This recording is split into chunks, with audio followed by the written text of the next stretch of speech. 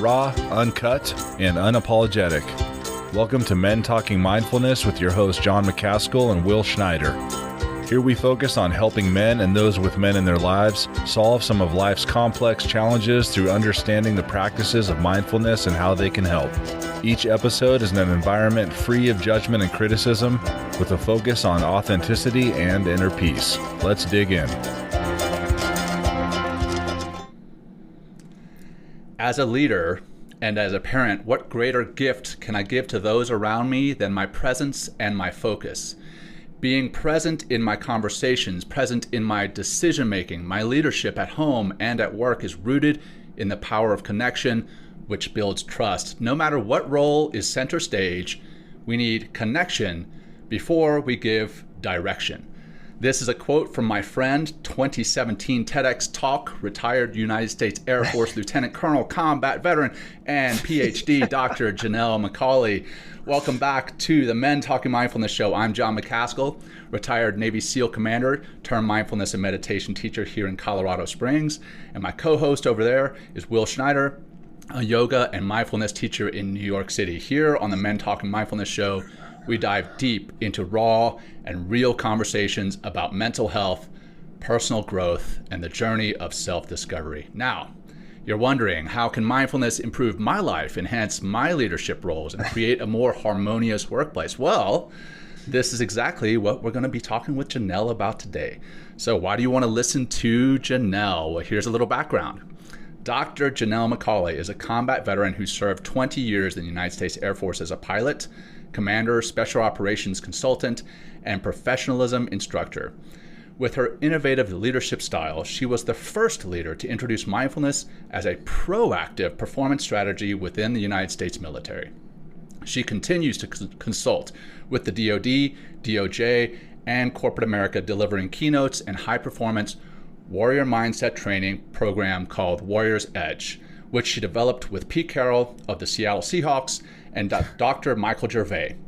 She is a TEDx speaker and mother of two who is on a mission to help individuals excel in high stress and rugged environments by showing them how to lean into each moment to find their best selves. And though it isn't part of her official bio, she was featured along with 3 other amazing women in the Rolling Stone magazine for being part of a mission that destroyed 1,200 tons of poisonous gas in Syria, and in doing so, helped avert a global showdown and saved an untold number of lives. Wow. Which I understand is possibly being made into a movie, which we may be able to talk about later. And also at some point, Jannell is going to tell us about her stint in California Miss Teen, where her talent was juggling machetes. So all that said, we are thrilled to have you with us, Jannell. Thank you so much for joining us. We are very excited to get into this show. And we're also, for our audience, very excited to have you here with us. Thank you for tuning in, for sharing our podcast, and for helping us grow and for becoming more mindful. Now that all out of the way, I'm going to turn it over to my brother from another mother, Will, to lead this opening practice to calm us all down, because now, after reading that intro, we're all super excited. I know. I'm a little bit like, oh my God, this esteemed guest. I'm a little nervous because, wow, I mean, just the Machete juggling and the Rolling Stone magazine and Miss Teen and saving lives in Syria, like, just so impressive. Thank you for being here, Jannell. Let's calm it all down. We're just going to do 3 breaths. We're going to do a parachute breath. We're going to inhale, like kind of take a swift inhale and exhale very slowly out. Easy, long exhales. Let's do a couple more. In, slow, deliberate, long exhale. And see if you can melt more of your body into this space as you exhale. Last one. In, let it go. And we'll do one more for a little bit of a bonus. In. Let it go.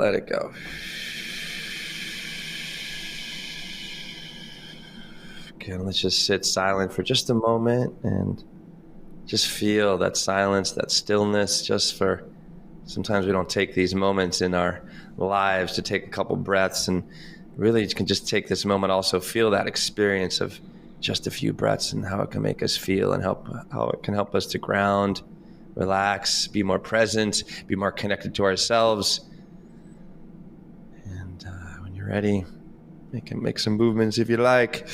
Put a little smile on your face, and let's enjoy this interview and conversation with Jannell. Thank you for being here, Jannell. We had to do an extra breath there. I'm pretty sure it's this weekend that Navy plays Air Force in football, and we had to do that extra breath for Navy to beat Air Force because we lost last year. and if you don't know, have to do a few extra ones. Ouch. Well played, touche. All right. So yeah, if you don't know, Jannell is an Air Force Academy grad. I'm a Naval Academy grad, so we've got that rivalry going. But we're friends aside from that. So, Jannell, in your personal journey, it's a healthy rivalry, and I just want to say I'm very honored to be on your show. I just love what you guys are doing, and I'm excited for this conversation. Awesome. Well, we're honored to have you here, and we too are excited about this show. So let's get into it. So. Your personal journey. I know this because I've interviewed you before, but we have a different audience now. So can you share a little bit about your personal mindfulness journey and how it aided your military career? Absolutely. I think I am like many academy graduates or individuals that kind of grow up in households where they're inspired to serve and find a cause bigger than themselves. You know, I grew up in a family of public servants, Marine Corps, a helicopter pilot was for my uncle. Both my grandfathers served. My dad was a police officer. My mom was a nurse. So I definitely felt that calling to serve. But I also had this distinct drive to make a difference. And so they paired very well together because a lot of service-based individuals also have that commitment and drive to make the world a better place. And that's definitely how I started out. But I call it an incomplete strategy because it set me on the path to success, but it also set me on the path of success that led to burnout.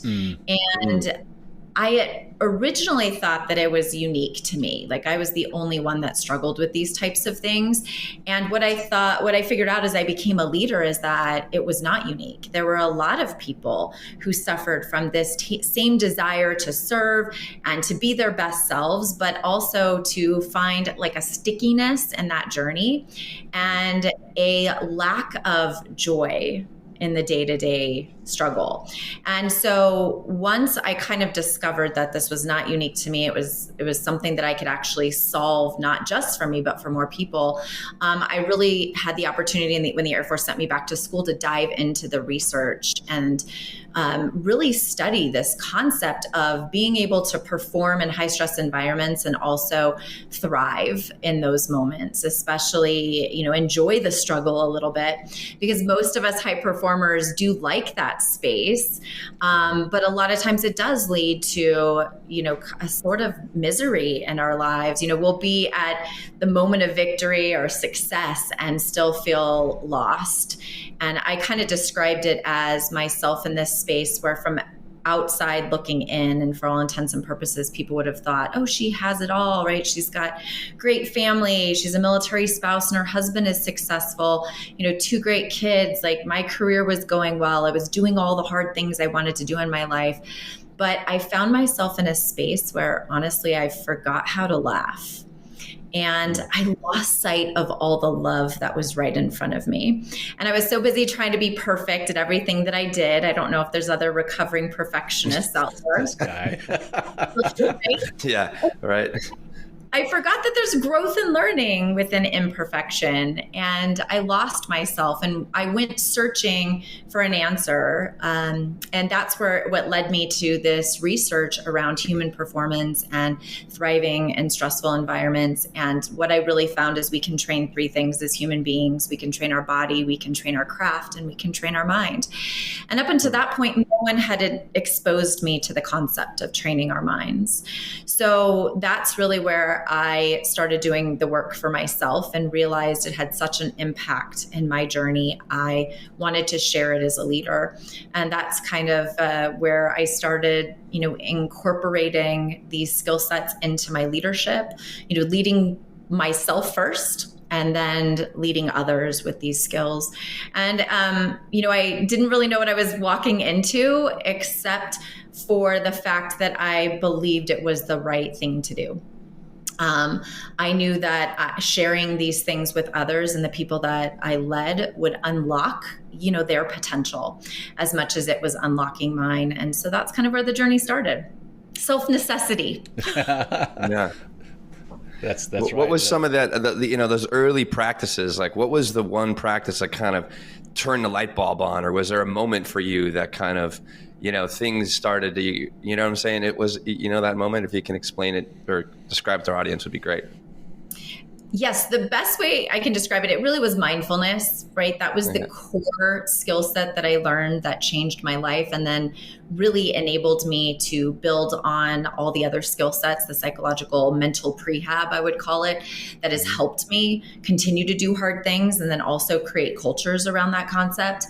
And the way I think mindfulness worked so successfully in my life is because it directly affects the way we make decisions, especially under stress, right? We all know you should eat right.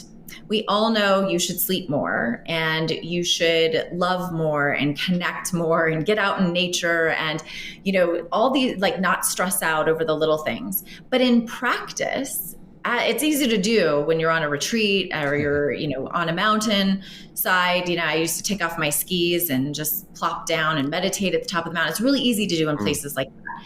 It is extremely difficult to do when you're flying in a combat zone, when you're leading people, when you're just in the carpool lane trying to drop your kids off at school.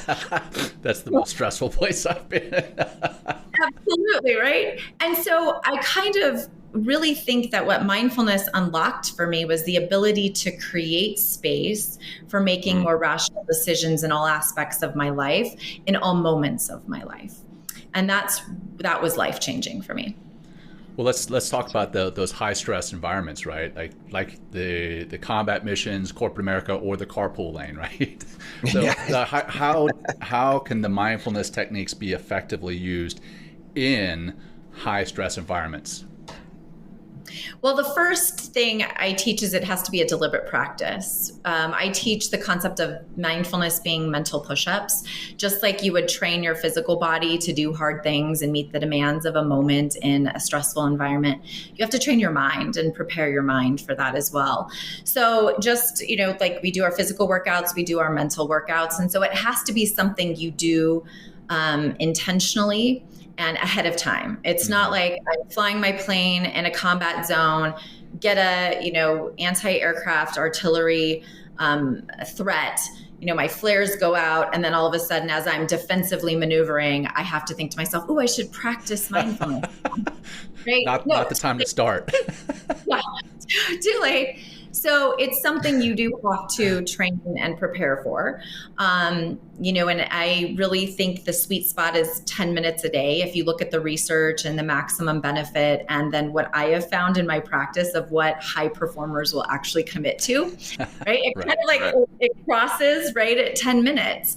And I try to meet people where they're at and give them two different options. You can do those 10 minutes in one sitting, or, this technique that I find to be very effective in my life is the mindful minute. If I can do 1 minute of push-ups 10 times a day, then I can create a longer period of mindful awareness throughout my experience.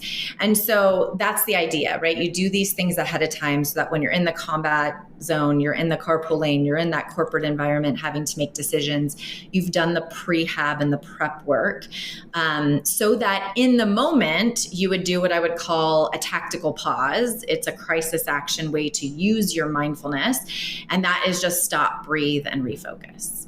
And, that's something that is a skill set that can be cultivated through that deliberate practice of mindfulness.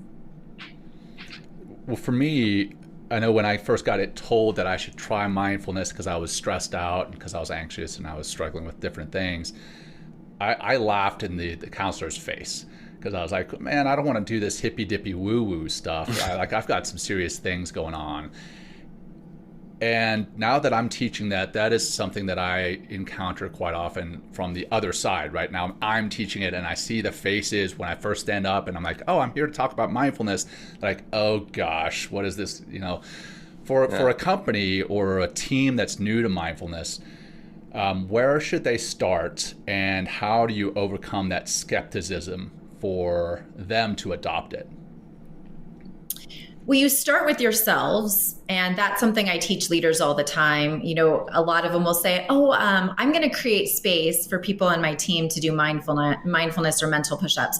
I'm not going to do it, but I will allow them the space to do it, right? I totally support their effort. Right. That's not going to work, right? Culturally in your organization, and it's not really going to become a part of your leadership where the benefit of the practice will seep into the culture.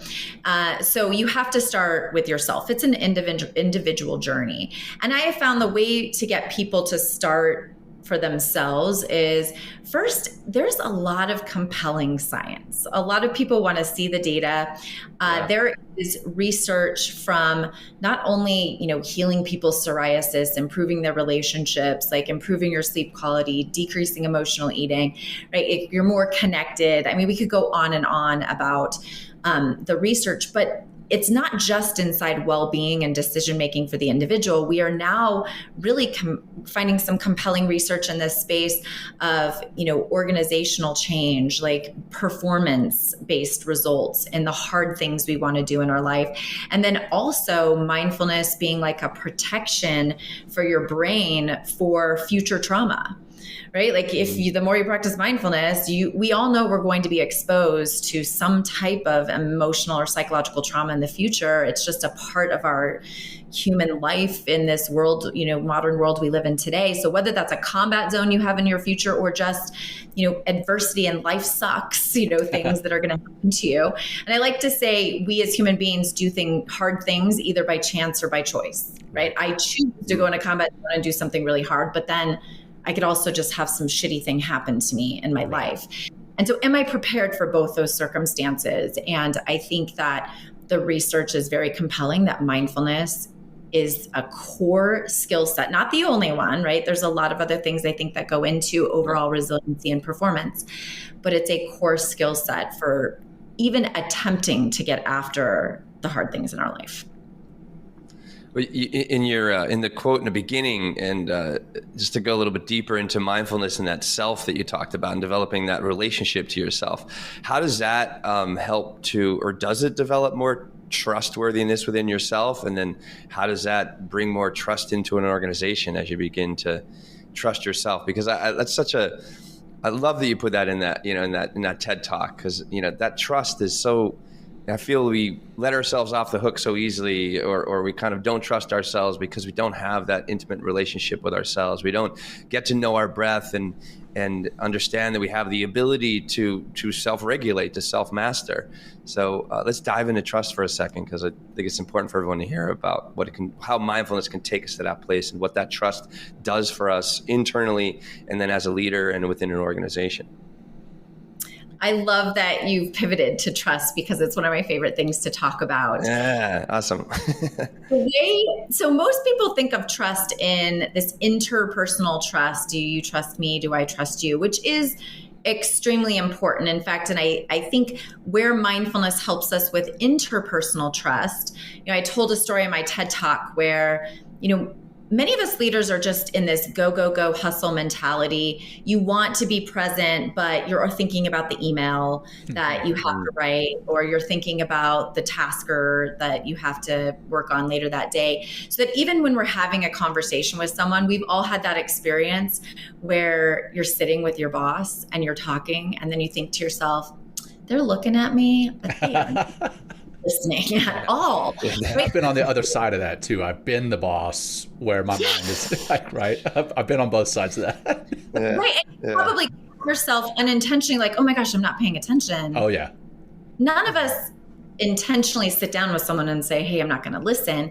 It's just that we are highly distracted by the things that are, trying to take our attention away, to the tune of like almost half your waking moments, right? You're not paying attention to what's going on in front of you, because our minds love mental time travel, right? They love to go on that iPod in our brain and think and fast forward and rewind. And so it's really, right, you get connection when you are on the play button. And I, used to do things as a commander, like, no email Fridays, which meant I didn't sit behind my desk at all on Friday. I wasn't checking email. There were no meetings. Friday was about being out and about, getting to know and connecting with the people that I worked with in a very present way. Writing handwritten notes to people is another way to like build that interpersonal trust and connection. And then my favorite way was to do things like call someone special. When an airman or an individual that worked for me, maybe they got, a coin for their great work or a promotion or an award, I would also always call someone, or I'd offer to call someone in their lives. And I, over the course of my command, called brothers, sisters, grandparents, parents, children, aunts and uncles of the people that worked for me. And this one particular airman that got selected below the zone to his next rank, he said, let's call my dad. And so I used to call, ask them for their telephone numbers, but no one answers strangers' phone numbers nowadays, right? So I started this thing where I was like, hey, you pull out your phone. Let's call that someone special right now. And then that person would also get to be part of the conversation. And so this one time I called this airman's dad and got to brag on him a little bit, which was fun. And at the end of the conversation, the dad said, I'm so proud of you. I love you, son. And as we were hanging up, I looked up at my airman and he just had these tears like streaming down his face. And he said, my dad has never said those words to me before. Gosh. Wow. And right, it was one of those moments that I think, I would say at least 50% of the time someone cried, right? Whether it was me, it was the parent on the airman, right? Like someone had an emotional experience or emotion tied to that moment, because it was deep connection that we just don't make time for as leaders, right? We're so busy. And so that was where I really found that my mindfulness practice allowed me to create the space for those moments that otherwise I would mind wander through. In the past, I would just kind of be like, hey, nice to meet you, congratulations. And then it's like moving on to the next thing. And when you talk about, in the military environment, in that context, someone that's going to work late because, or take the mission, that no one else wants to take, or take the hill when you're on the deployment, when you have that type of interpersonal trust as a leader, in today's world, many young people will be like, well, I know you say take the hill, but I'm going to check my phone first. And, like what other people think and what what's going on in the world versus I trust you. I don't have all the facts right now, but I trust you as my leader that you're making the right decision for me. And so I think mindfulness really unlocks that deeper connection and that deeper trust. I love that you tied the connection in there too, because that was actually my next question from that opening quote was the power and importance of connection. And can you elaborate? But you already did. So I love that. Very important, the trust and connection that mindfulness can foster. And that I'm just going to give me one second. Yeah. So that trust, John, sorry. I feel like it, my bad, John. It's like, go ahead. Yeah. I'm just jumping right on in that for a second. But that trust, like when we get that trust and we become more mindful, we get into that self, like and being more present, right? That's super key. When we're more present, right, we like people can pick up on our vibe. We're able to listen to them more intently. Therefore, we're able to hear them and therefore respond in a way, that is, like connection, right, to what is actually going on, to what they're actually saying. So thanks for clearing that up about trust, because it's so incredibly vital to the self. I get more courage when I'm trusted, and then you can find that courage within an organization if you breed that trust. So sorry, John. I think Jannell was going to jump on too, so go ahead, Jannell. Okay, let's all jump on and have fun with this. So this is great. This is such a rich conversation. I love this. The other part of trust that I like to teach in my organizational workshops that we don't always discuss, and I think mindfulness is core to, is the concept of intrapersonal trust. Like, do I trust myself to take a risk? That's where I was going. Perfect. We're on the same boat. Yeah. All of us. Right? That's where you really, like, you have trust that you can regulate your emotions to bring your best self to a moment. You trust that risk taking will lead to growth and learning, even if failure is part of that process. You can also trust yourself to, and this is the hard one, and I know my colleague, Dr. Michael Gervais, has just written a book, and it's about to come out, I think in November, about the concept of FOPO. Like, you guys have heard of FOMO, right? Yeah. Fear of missing out. So we teach in our Warriors Edge course this concept of FOPO, which is fear of people's opinions. Mm-hmm. Oh my God. Yeah. And So, I mean, like, that's powerful. FOPO. Hashtag FOPO. Anyway. And it's real. And it actually, Mike's book will kind of dive into some of the science we're finding behind it. But this concept is that it will be a top constrictor on your ability to reach your potential if you care what other people think. And here's the part that when I point this out to people, it's like this aha moment for many of them. It's what you think other people think. Yep. It's not We talked about that before. It's not what I think of me. It's not what you think of me. It's what I think you think of me, right? Yes. And you're not going to take a risk or put yourself out there or attempt something or do the right thing even in some circumstances because you don't trust yourself enough to push through those thoughts that are really meaningless in an intense moment. Now, it's not to say that feedback doesn't matter, because feedback does, and we should have some trusted individuals that give us that really raw feedback so that we aren't the emperor with no clothes. That concept. But the people in the cheap seats behind keyboards are the people that are, not impacting my day to day. Why should I create something that they're going to think about me and then let that hold me back? That's kind of the concept of self-trust. And that is one of the hardest things. So when I tell leaders, I'll give this one last example. When I teach the concept of a mental push-up, and there actually is research that, if you don't have a cell phone in a meeting, you will get 20% of everyone's attention back, because even if your cell phone doesn't make a sound, you're going to constantly be distracted by the possibility of it doing something. The iPhone effect. Right? Keep cell phones out of meetings. And then when you do a cognitive preparation in the form of a mindful minute before you begin, everybody brings in baggage from their last meeting, from their last phone call, from their last conversation, from their morning commute, whatever it is. The mindful minute or this cognitive preparation allows you to kind of clear your mind, just like we did at the beginning of this show, right? So that we can focus on what we're doing here in this moment and be present. Mm-hmm. And so a lot of leaders, I'll teach them that technique, and then I'll check in with them a few months later and I'll say, how are those mindful minutes going before your meetings? And they'll say something like, oh, it totally didn't work. And I'm like, well, no, it works. And usually when I get down to it, what happened was the leader themselves was not far along on their own mindfulness journey. And so they'll set up the mindful minute, they'll, get started, close their eyes, then they open them. Right? And we see like one guy, even though 20 people in the room are totally like doing it, and even if they're not quite doing mental push-ups, they all appreciate that moment for a pause. One guy over in the corner is like, shifting in his chair or grimacing. Crossing his arms, like whatever they're doing, they're shaking their head or, We know as meditation teachers, right? Like if you pay attention my God. to that person and then you tell yourself, oh my God, everybody hates it. When 99% of the time, it's not even about you, what was happening with that individual, right? Like it might have just been their thing, their moment, their personal, struggles of the day. But then you'll never do the mindful minute again, because that FOPO will get in your head and you won't trust yourself to do that right thing. Yeah. So that's the struggle. Yeah, and that mindful minute can come into play for leaders, but it can also come into play like, I don't have anybody that I'm really leading these days, right? I'm an entrepreneur, a solopreneur, but that mindful minute can still come into play because so many people are doing back-to-back Zoom calls. Mm-hmm. Sometimes like I'll jump on a Zoom call and I'm waiting 2, 3, 4, 5 minutes before the other person joins, and they're like, oh, I'm so sorry, I was just wrapping up another call.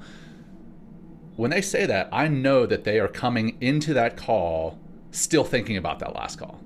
Right. And their mind is not very focused. So for our audience, what I'm trying to get you all to do is maybe take a mindful 5-10 minutes between these calls. Don't set up hour-long Zoom calls. Set up 50-minute Zoom calls, so you can take 2 or 3 minutes to process the one that you just did, take 2 or 3 minutes to prepare for the next one, and then take 2 or 3 minutes just to be, right? That's the thing. We don't just be often enough.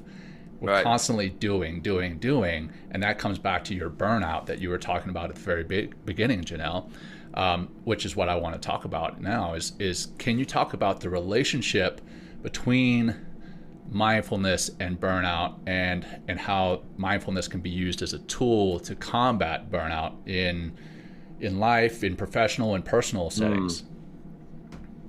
So the way that I see burnout is a result of your environment and whether your brain makes the calculation as to whether you have the internal resources to meet the demands of a given moment.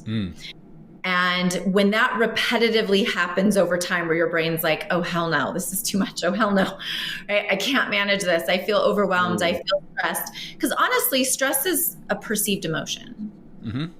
A lot of people don't realize that. They just say, oh, I'm stressed out, without really realizing what that technically means.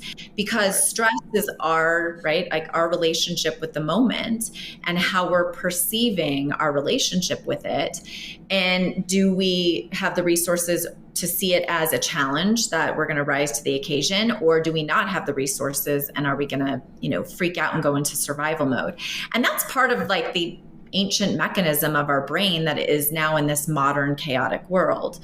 So I think a lot of people, their brains default to survival mode, and then this perception of stress is heightened because they haven't front loaded the psychological skill sets like mindfulness.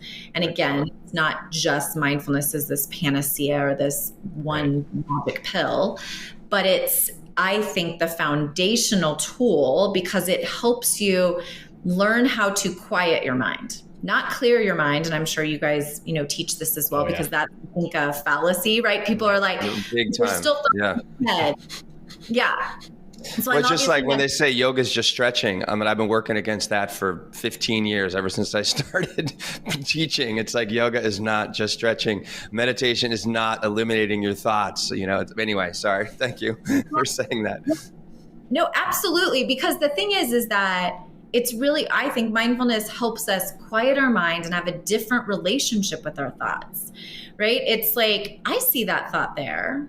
And it may be a shitty thought because you're going through something really crappy, but you can say, I'm going to have a different relationship right now with that thought right now. I'm going to address that later, because I'm going to be in the present moment, because right now when I'm with my child is not the time to be worried about my to-do list for my work schedule tomorrow. And then having the power to make those conscious choices, I think, is what really unlocks our potential to be our best, especially when things get tough. And so, mindfulness, I like to say the first layer is connecting with our breath, right? Understanding the benefits of that. But the second layer is disconnecting from thoughts, and then the third layer is kind of actually what I call hearing your whisper, right? Hearing all the valuable thoughts that are in there that sometimes get drowned out by the noise of the stress in our life, the overwhelm we feel, I say we play whack-a-mole with all of, the impending doom, taskers that come at us in a given day. And so we never get to have a vision and set real goals and think strategically. All those thoughts and our inner wisdom is there. We just don't hear it because it gets drowned out. So I think mindfulness helps us filter. And then it helps, right? Because a lot of those noises are faux pas. Yep. That holds you back. A lot of the noises are your inner critic that's going to tell you, decrease your confidence in an intense moment instead of build it. So that's kind of why mindfulness, I think, is that core foundational skill set, because we can learn to quiet our minds, and then we can layer in a bunch of other high performance mindset skills and psychological tools to help us manage adversity and hard things, whether by chance or by choice. Yeah, that inner critic reminds me, we had Dr. Jim Doty on, I don't know, maybe 6 or 7 months ago. And in his book, Into the Magic Shop, he talks about the inner DJ, right? The inner DJ is in there playing these records that are just telling you negative things about yourself or telling you negative things that you think somebody else is thinking. And it is incredibly powerful when you're able to notice that inner DJ, the record that he's spinning, is false. And you can put stop that thing, take it off, and put a new record on that tells you good things about yourself. Now, I'm not an advocate for toxic positivity. I want to be real, but at the same time, we want to notice when the negative narrative that we're telling ourselves is in fact just that. It's just a story. There's not any truth to it. It's not based on anything. It's just what we feel, and it's incredibly powerful to notice that and overcome it. Now, you talked about for a second there. You talked about being a parent, and the struggles with that. I want to delve into that a little bit more because you are an entrepreneur, you are a leader, you're a devoted mother that we covered, and I've seen the stuff that you've put out on social media about being a parent, and I've seen the pictures where you said you meditate on the top of a mountain there in Salt Lake City when you take your skis off, and I love that. How do you overcome? It seems as though there's tension between the multiple lives that you're living, right? The leader, the entrepreneur that's always wanting to do, and coming back to what I was talking about before about being present with whatever it is, whether it's a conversation with your colleagues at work or shifting to home, being present with your children or your spouse. How do you manage that and deal with that conflict or tension? So the basic skill set that you're talking about is, being present and living where your feet are planted, which I did not do well for a lot of my life. Like there's this picture of me with my 15-month-old daughter at the time when I got back from a deployment, hugging her. And I can still see in my eyes in that moment, like, even though I just got reunited, I was back with her. It was like, okay, what's next? Yeah. Instead of this, I wish I could go back and tell her, like, just enjoy this moment, right? Like, enjoy this moment. Like, you're back home, you're with your daughter. Tell her, you mean telling yourself, telling the woman in the picture, not your baby, but you. Yeah. Yes, I would tell myself in that moment, like, stop worrying, about what's next. Or, I think I was living my life stressful moment to stressful moment to stressful moment. And the inner dialogue was, well, as soon as I'm done with this deployment, I'll take care of myself, or I'll pay attention to my family, or as soon as I'm done with this task, or as soon as I'm done with this training program, but there's always something that's next. Right. And so that's really why I'm so big on, mindfulness now, because I was missing the moments of joy and laughter and love. And it's not that they weren't there. They were there. I was just, mind wandering through them. So I think that being a parent and capturing this mindfulness skill set has been very powerful in my life because it's helped me live where my feet are planted. So when I'm with my children, and I'm not perfect at it, I do not want to give any type thought out there that, I post something on social media and then it's because every moment of my life is like singing. Exactly. Like everybody on Instagram, right? Or wherever else. Like it's always nobody's sharing the shitty moments, like but anyway. Beautiful pictures. Yeah. That is not every moment of my life, and it's still a struggle and I still work at it. But what mindfulness provides me, I would say, is more awareness when I'm not where I want to be. Right? It's not that I still don't get caught up in my thoughts. I still don't get stressed or overwhelmed. Like those things still happen to me. But what my regular mindfulness practice does is that I catch it quicker so that I can reframe and redirect and regulate my emotions. And so that's really where it becomes valuable. And then the gift I'm giving my children is teaching them about these things. I mean, I think I was 35 when I first started incorporating these skill sets into my life. And so my children know what a mindful minute is. Even my son, if I start to get road rage, he'll be in the back seat. He's 10. He'll be like, Mom, take 2 deep breaths. I love it. 2 deep breaths. Or like, we have this technique we call the mindset reset, because the commute to school used to be chaotic, right? Whether it's, oh my God, I'm hitting every red light, or you forgot your homework, or the kids are bickering in the back seat, or, I'm running late to my next appointment, whatever it is. We started this technique as a family where before they got out of the car to go to school, we would call mindset reset in the car. We would do a mindful minute so that they get out of the car not like anxious and stressed. They get out of the car like calm and more focused and more present. And so, they're getting that gift at a young age where they're incorporating these skill sets into the stressful moments in our life. Because the real triumph is not to be calm all the time. The real triumph is to do something hard, get anxious, and calm yourself down in the moment so that you can perform. Right. Yeah, what you hit on a bunch of things. It's like, when you're coming out, when you saw your child, after being deployed for a while and you just came home, and it's just like, you're like mentally driven. It's like, I got to do this, I got to do this, I got to do this, I got to go this. And it's like, and the mind just is taken over. One thing, we had Frank Anderson on. He's like one of the founders or one of the big people in IFS, internal family system. And one thing that I really enjoyed, he brought to the audience, and I've been really leaning hard on this, is the description of the self. And that's what we're getting to, the capital S self, getting to self energy, right? And this is what mindfulness, that's what these practices are going to do. And then we get into self leadership, not FOPO leadership, right? But self leadership. And there's 8 C's of the self. And they are curiosity, connection. I'm going to get all these. I was going to say, curiosity, wow, that's bold. Connection. You're just messing me up, John. Give me a sec. All right. Curiosity, connection, clarity, calm, compassion, confidence, and courage, right? Those are the 8 C's of the self. And the only way we can possibly experiencing those 8 C's is getting quiet, taking those breaths, becoming more mindful, and practicing. This is what's nice is those 8 C's of the self are already in there. Like it's packed in there as part of our DNA.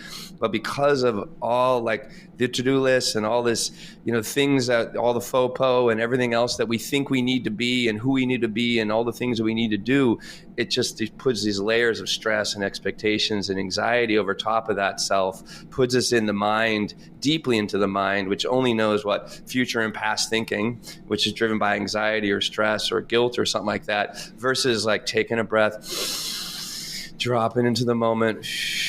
You can hear those whispers, and you get used to more of those whispers, more of those voices as you drop in and meditate. And then you get that trust, and we get into self-leadership, and then you just become a badass wherever you go, just like, so I just wanted to put that out there because like it was such a great distinction for me when Dr. Frank came on and helped us understand that self. It's like, it's there. We just need to use tools like this, like you're talking about these mental push-ups or these mindful push-ups in order to get to that self. Because just waiting, all of his brilliance is just waiting to come out. So, and one segue into the Rolling Stone story, I know that was a question you had, because I think you encapsulated it very well there. I like to think you have to know yourself, to lead yourself, and then to lead others. And we a lot of times just jump into like, okay, you're a leader, lead other people. That's what leadership means. Well, no, actually it doesn't. Like leadership means that you've led yourself first, but you can't lead yourself first unless you know, your limitations and what your struggles are and how you're building the right skill sets to kind of be the example to create the culture you want.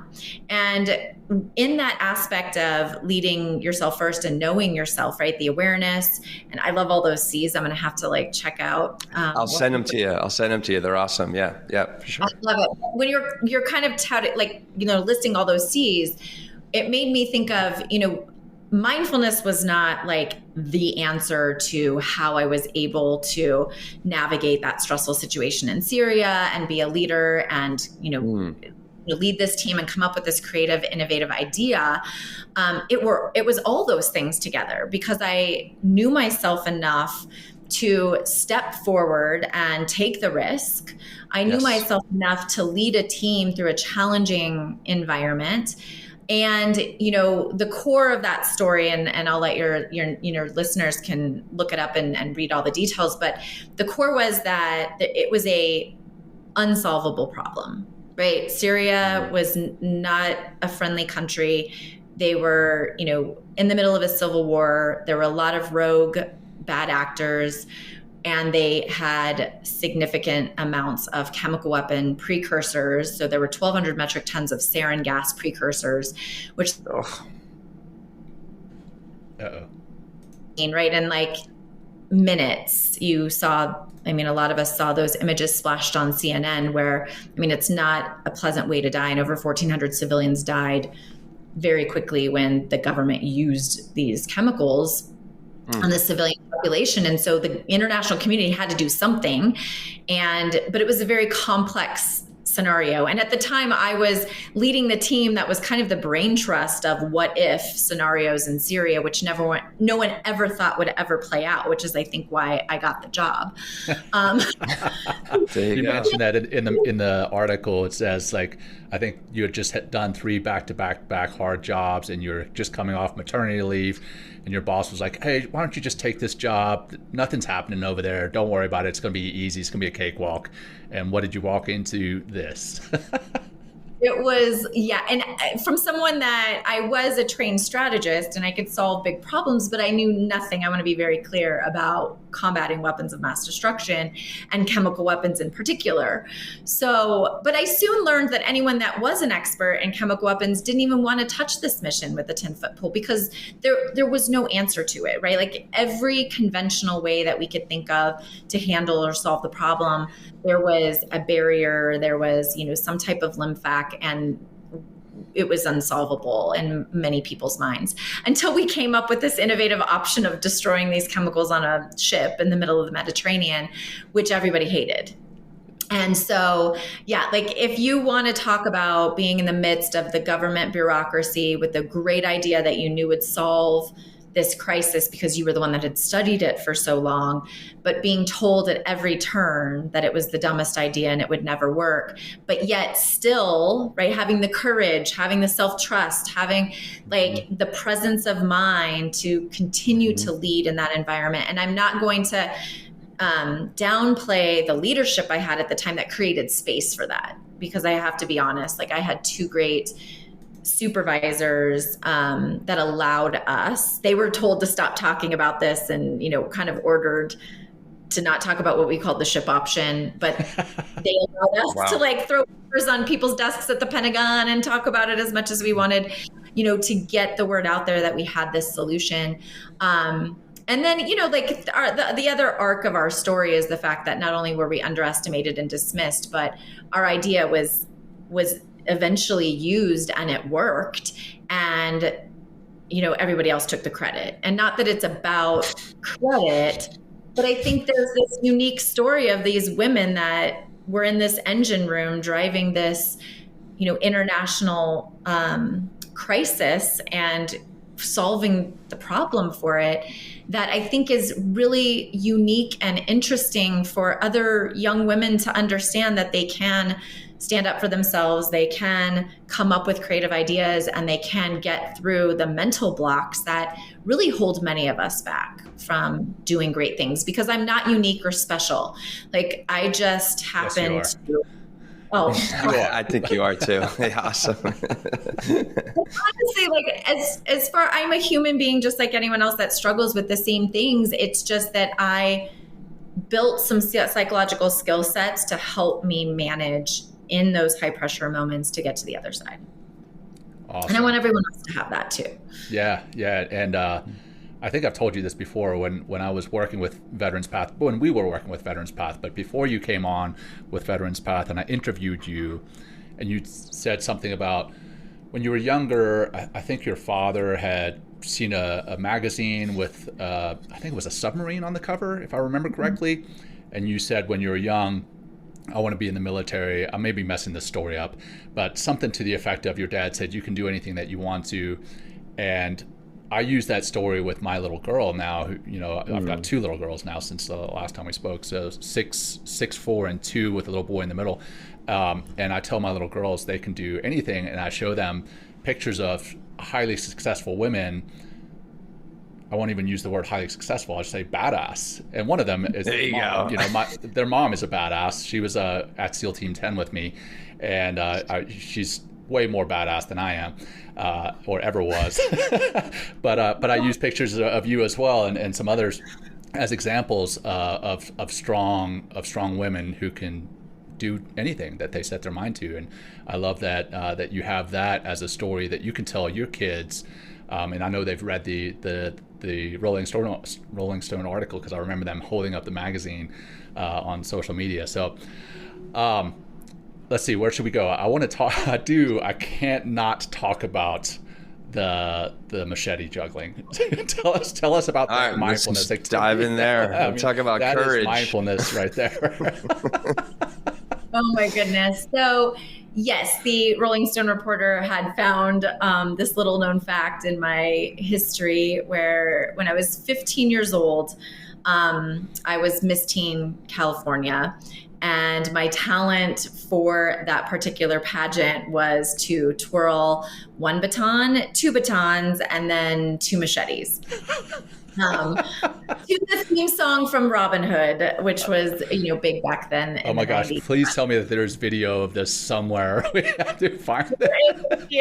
There is video. Yes, there's some video. Amazing. So, how did you decide upon that as your how did you get into Machete? And wait, what kind of parenting is going on in that house? If they're like, yeah, absolutely, Jannell, go juggle some machetes. But anyway, sorry. So backing up, when I was a younger kid, I was a ballerina and a gymnast, and eventually a baton twirler. Like, I was a competitive baton twirler. I would go to the national championship every summer at Notre Dame University. Probably from like about 8 to 15, I was really dedicated to this baton twirling sport.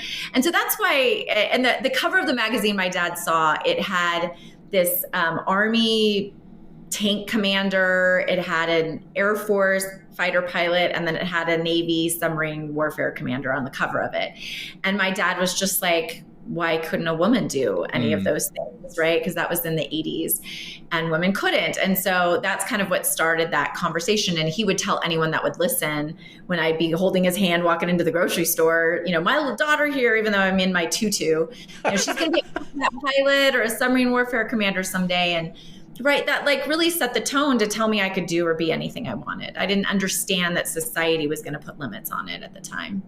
And so I ended up doing all these baton twirling competitions. And then when I got into high school, I told my mom, like, oh, I want to do other things, and at my high school team, because baton twirling is a solo venture, right? Like it was, I just did it myself, and we had to travel a lot for these competitions. And my mom was like, well, you're going to use this skill set somewhere else. So she's like, you have to go to this county pageant was where it started. And I ended up winning that and then winning the state. And we wanted to do, my baton twirling teacher at the time was like, we have to do something unique, not just twirl your baton. So that's where she was like, what do you think of machetes? So that's how that ended up. And I will say, at the national pageant, I was at a disadvantage because they did the Miss Teen USA pageant that year on a cruise ship. Oh. I had to perform my talent like on one of the most rocky days at sea. So yeah, imagine. Did you ever get hurt doing that? No, not. I didn't. I can't imagine that. That's crazy. You got all your limbs, right? Let me see your hands. You got hands, right? I'm going to have to search the internet, the interwebs, for that video somehow. All right, so let me get back on track, because that's just so great. I couldn't not ask that. But let's come back to the topic at hand, the mindfulness, and for leaders, let's kind of wrap it up in a nice bow.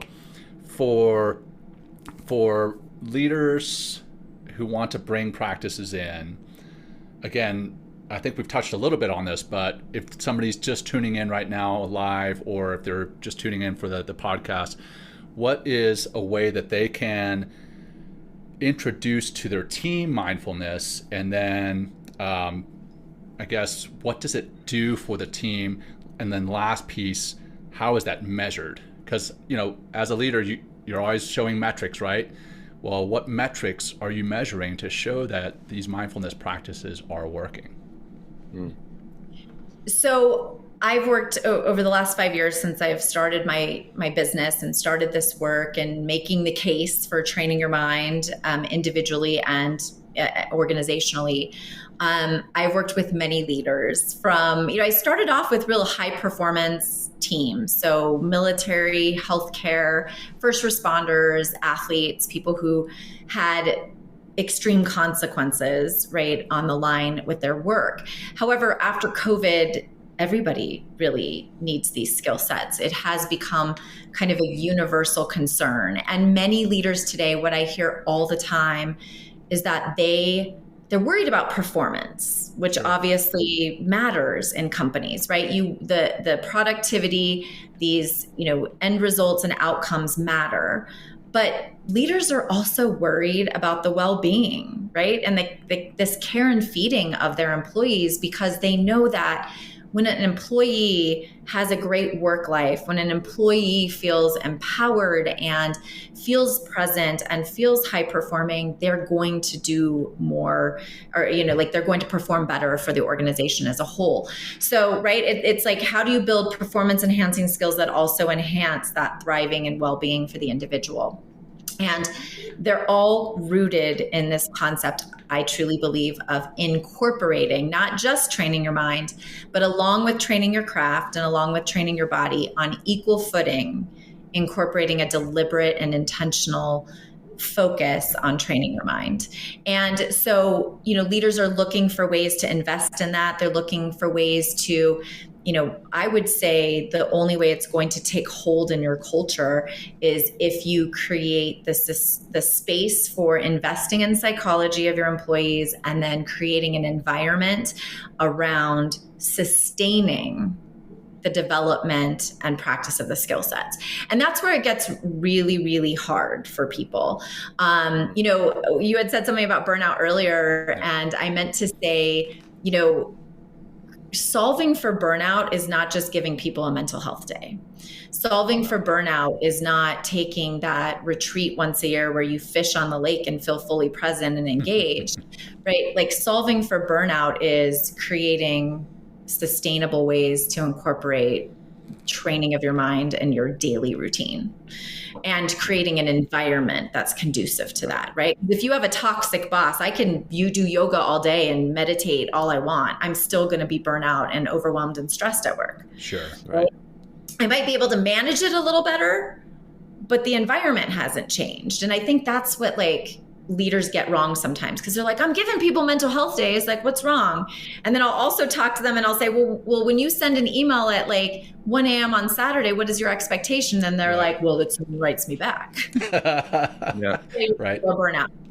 Yeah. So it's a lot about investing in psychology to unlock potential and setting the right tone as the leader to create the culture and environment that allows the space for it. Right on. Yeah, but that just leads us right into a shameless plug. We're actually working with a company down in the Carolinas from a listener from our show, and we're implementing a whole well-being and mindfulness program into this company. We do breath work every week. We have one-on-ones. We have other programming that we plug in every month. And again, it's coming from the leadership. The leadership is part of these trainings as well. And everybody is just it's amazing. We're getting grounded. We're understanding these wonderful tools. I just got a quick text from one of my students yesterday from this it's called HMI, this company, and he's like, hey, I'm meeting all these engineers and I'm gonna need to pitch to them. I need to calm down. What can you tell me to do? And I just left them a quick voice text and be like, hey, just do this before I go in. So it's it really makes a big difference. And I love that you hit on, it has to come not just the idea of mindfulness, maybe not just those 1 minute before you start a meeting, but incorporating it into the ethos, into the ecosystem and the environment within the company, and you can really start to make a difference. And it just starts slow. I mean, it's not like 1 week or 1 month is going to make a difference, but over time, like everybody starts to wake up a little bit. We develop more of that trust. We develop more better communication, better listening, all starts to happen. All those indicators start to rise when you begin to practice together as a company. So anyway, shameless plug. If you guys need anyone out there listening, hit John or I up. We'll gladly work with you and talk with you about bringing up, a mindfulness program into your company.